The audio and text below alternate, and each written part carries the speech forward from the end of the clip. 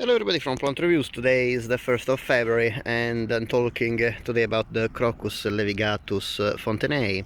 I bought these corms of this species from Potterton's nursery. It is a great nursery here in the United Kingdom that sells a lot of alpine plants and also very nice bulbs. Some of them are pretty rare, and including this one that is not very common to find in garden centers or online. I think in the United Kingdom I saw it for sale only at Potterton's. And I like this one because it's one crocus that blooms mostly in the middle of winter, in January and early February. As you can see, I planted about 10 bulbs. Some of them are in bud. This one is already in open bloom, and well, these ones are fading. This in bud.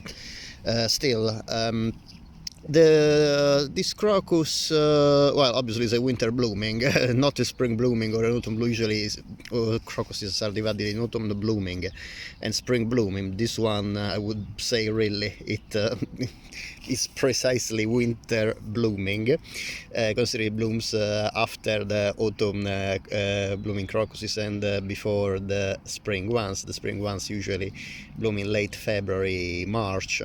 Anyway, it is quite peculiar because really can fill the gap in January and early February of flowers if you don't have flowers in your garden. The only problem I found with crocuses is that rodents go crazy for crocuses, and this is the reason because I had to protect the bulbs in this spot with a net, trying to discourage rodents to get to the bulbs, and actually found this a pretty good way to protect them, because even if obviously rodents' teeth can easily break this net, would make them too much exposed to predators, so probably they avoid it rather than just quickly dig the ground and get to the bulbs. They know that they will do a little bit more work, and this would be detrimental for their safety anyway. Talking about these corms, this species, like many other crocuses, is planted in autumn, usually September, October, about 5 centimeters deep, and it grows leaves, as you can see, earlier than the flowers, this particular species. Autumn crocuses, when they bloom only with the flowers. They don't produce leaves when they are blooming, so I would probably group this one with the spring crocuses rather than the autumn crocuses, even if it's a very, very early spring crocus, if you still want to call this crocus a spring crocus. However, another peculiarity of this crocus is that usually many types of crocuses have leaves that are striped. Instead, these ones, as you can see, they look really, really much like grass. Indeed, if I get some grass leaves from here, you can see there is a very subtle difference from the grass leaves and the crocus leaves. You can easily get confused, and this is the problem after crocuses bloom. If you have them in a lawn and you want to mow your lawn, basically you risk to get rid of the leaves of the crocuses as well, and in this case you would cut the way for the bulb to actually get energy from the leaves. So it's always better, if you have them in a lawn, leave the lawn, the grass, not mown for a few weeks after the blooming of crocuses. So in this way you allow them to restore the energy and guarantee the blooming next year. About the leaves height, the leaves of these crocuses are about, I would say, 10 centimeters tall, and the flower, instead, they are smaller than the leaves. They stand about probably, I would say, 6 centimeters tall, so they are a bit hidden in between the leaves. So this is not really a characteristic that I particularly like in a crocus. I like crocuses that when they bloom they can show the flowers very well, not hidden or semi-hidden by leaves as this one, but this one I particularly like it for the very nice pattern. You can see these beautiful stripes of purple against the background that is like a lilac, and you can also see the yellow base of the flower that is obviously more evident in the inner part of the flower. Actually, you can see in the inner part as well on the outer part that purple stripes are mainly on the tepals, the outer sorry, on the sepals, that are the outer tepals of the flower. The crocuses, like many other bulbous plants, have 3 sepals and 3 petals. The 3 petals are the inner ones, while the 3 sepals are the outer ones, but usually they are so similar in shape that they are called altogether tepals.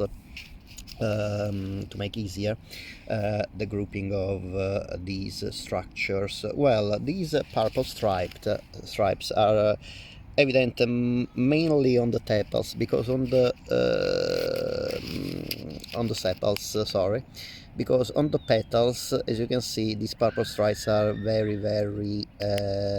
little. They just stop at the base, while on the sepals they go all the way up. The inner surface of the flower is paler than the outer one, but you can still see a beautiful yellow, very contrasting yellow color, and with the white with the white pollen of the anthers and the bright orange stigma. It's actually a very nice smell. It smells kind of lilac, very subtle, very delicate. So definitely this is not a plant that can perfume your garden, but if you like to sniff flowers every now and then, it's actually a very nice flower. Remember that this one, as all crocuses, after the end of blooming, will develop seed capsules if successfully pollinated, and after the blooming only the leaves will be kept by the plant for a few more weeks, usually until late spring or early summer. Then these will die down and the bulbs will go dormant, so you won't see anything about this plant until the following winter. Usually they start sprouting leaves in late November, December. So this is a very nice crocus to keep in your garden, but you have to be, obviously, being such a plant this small, is better to have it either in a rockery or in the front border, and ensure that there's no weeds, and to weed the place very carefully, because obviously weeds will tend to outgrow the crocuses leaves and flowers, so you won't see much of the crocuses. Due to this fact, I prefer to have my crocuses now mostly in pots, because otherwise I risk to lose them in the garden. In my garden I prefer to have plants that are at least 30 or 40 centimeters tall. These are a lot stronger against the weeds. They can still give a pretty hard time to other weeds, and give me more time, obviously, to weed the area around without the plants actually being in danger to run out of light, and then obviously die because can't access the sunlight. Other than that, it is a plant that I can recommend if you like winter flowers. It is hardy from zone 7 to 10, and this species, Crocus laevigatus, comes from Crete in Greece. Fontenayi is the cultivar of this crocus. I'm not too sure it's Fontenayi, it comes from a particular area in Crete. However, this is the information I found on the Pacific Book Society is written that Crocus laevigatus comes from Greece, while on Wikipedia it says it comes from Crete. Anyway, it comes from the Eastern Mediterranean area. However, it is hardy to the UK as well as many other countries, as again down to zone USDA 7. As usual, I hope that you enjoyed the video. Thank you very much for watching. If you like this video, it would be great if you can please give it a thumbs up, and if you like this video and the other videos on my channel, it would be great if you can please subscribe. It is completely free for you, but in this way you help me to support my channel. Thank you very much for watching, and I hope to see you next time. Bye.